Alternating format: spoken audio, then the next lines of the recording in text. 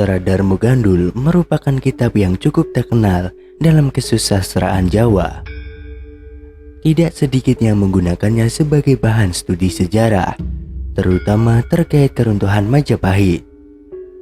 Serat Darmogandul merupakan serat yang berisi cerita tentang dialog antara tokoh-tokoh pada zaman dahulu kala di Indonesia. Dalam serat ini pula didapatkan cerita berubahnya keyakinan Prabu Brawijaya dari agama Buddha beralih ke agama Islam. Akan tetapi, karena Serat Darmogandul dinilai banyak pihak sebagai naskah yang bermuatan penghinaan terhadap Islam, maka Serat Darmogandul dilarang beredar. Pada suatu hari, Darmogandul, seorang murid, bertanya kepada gurunya, Kiai Kalamwadi, tentang awal mula masyarakat Jawa meninggalkan agama Buddha dan beralih memeluk agama Islam. Kalimat di atas mengawali sebuah karya kontroversi yang tidak diketahui penulisnya. Kekontroversian Serat Darmogandul yaitu berkisar kepada isinya yang menceritakan mengenai keruntuhan Majapahit yang diakibatkan invasi Demak. Invasi yang dilakukan oleh seorang anak, Raden Fatah, terhadap orang tuanya. Melalui percakapan yang disenandungkan, Kiai Kalamwadi lantas berkisah tentang kehancuran Majapahit karena serangan Demak yang dipimpin Raden Fatah, putra kandung Prabu Brawijaya yang saat itu berkuasa. Serangan tersebut dilatar belakangi oleh keinginan para Sunan untuk mengganti pemerintahan Majapahit yang mereka anggap kafir dengan pemerintahan Islam. Bermula dari Raja Kerajaan Majapahit, yaitu Prabu Brawijaya, yang jatuh hati terhadap Putri Campa yang pada saat itu menganut agama Islam. Prabu Brawijaya pun mulai tertarik dan penasaran terhadap agama Islam setelah beberapa kali sang putri bercerita kepadanya.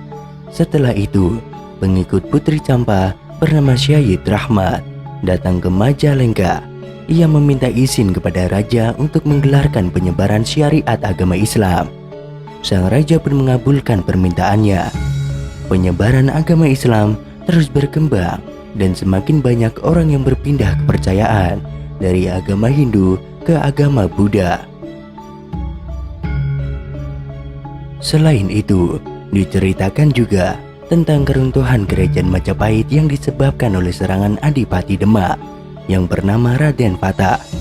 Menurut kitab Darmogandul, Raden Fatah diprovokasi oleh para ulama yang tergabung dalam majelis dakwah Wali Songo yang merebut tahta kerajaan dari ayahnya yang masih kafir karena masih memeluk agama Buddha. Rencana ini berhasil dan Majapahit pun runtuh. Sayangnya, Prabu Brawijaya berhasil meloloskan diri hingga akhirnya digantikannya Majapahit dengan berdirinya Kesultanan Demak. Berdasarkan keterangan dari seorang Linui yang bermukim di Sidoarjo, bahwa Ki Semar Badranaya ketika bertemu dengan Sunan Kalijaga dengan sukarela mengizinkan rakyat Majapahit mendekap agama Islam, namun tidak menggunakan paksaan, apalagi peperangan. Silakan anak angger menyebarkan agama Islam, asal tidak boleh melalui paksaan dan peperangan, kata Ki Semar Badranaya. Ketokohan Sunan Kalijaga sebagai diantara dari 9 wali generasi setelah Syekh Subagir dapat meluluhkan hati Prabu Brawijaya V untuk mendekap Islam sebagai agama barunya. Masuk Islamnya Prabu Brawijaya V mendapatkan tantangan keras dari Sabdo Palon Nayokenggo yang sebenarnya ialah nama beda Ki Semar Badranaya. Dengan kasar dan menyangga amarah, Semar Badranaya berbicara kepada junjungannya, Prabu Brawijaya. Hamba tak ingin masuk Islam sang Prabu, karena hamba ialah penguasa, pembesar atau dahyang tanah Jawa.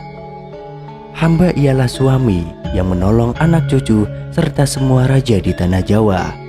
Aku adalah raja dari seluruh di tanah Jawa. Aku sudah hidup guna melayani keturunan Raja Jawa. Disinilah Anda berpisah." Setelah menyampaikan itu, Ki Semar Badranaya pun menghilang. Namun Ki Semar masih sempat menyerahkan ancaman akan menciptakan sengsara untuk penduduk Nusantara sekitar 500 tahun. Nanti, dalam masa-masa yang tidak terlampau lama, tanah Jawa terutama dan Nusantara secara keseluruhan bakal menjadi area pembantaian oleh bangsa yang menjadi asuhanku. Hal tersebut terjadi sekitar 500 tahun. Setelah itu aku akan hadir kembali dan mengolah spiritualitas dan menyebarkan di semua Jawa. Mereka yang menampi akan mati. Mereka bakal menjadi makanan untuk setan. Saya tidak bakal puas hingga mereka semua seluruhnya hancur, tergolong kekayaan alam Nusantara. Penderitaan rakyat Nusantara tidak bakal pernah berhenti. Hingga gunung berapi meletus, lava dan abu berjatuhan ke barat daya dengan bau yang mengerikan. Hal itu adalah sinyal bahwa saya akan hadir mengiringi Ratu Adil. Sumpah Ki Semar, Sabdo Palon, atau Nayo Kenggo tidak beberapa lama menjadi kenyataan. Kerajaan Islam Demak Bintara tak berusia lama. Kerajaan yang didirikan oleh Raden Fatah dengan pertolongan para wali hancur berkeping-keping tanpa dapat berdiri kembali. Peperangan dan penentangan selalu mengiringi kerajaan-kerajaan Nusantara. Penderitaan rakyat Nusantara semakin cerah benerang seiring kedatangan VOC di tahun 1602. Dendam kesumat Semar atas kerusakan kerajaan Raja Hindu-Buddha yang diayominya menyusup lewat penjajahan Belanda dan Jepang di Nusantara. Sejarah perjuangan raja-raja Islam Nusantara terkesan mentah dan tidak berhasil total oleh strategi yang diwayukan oleh Semar untuk bala tentara Belanda maupun Jepang.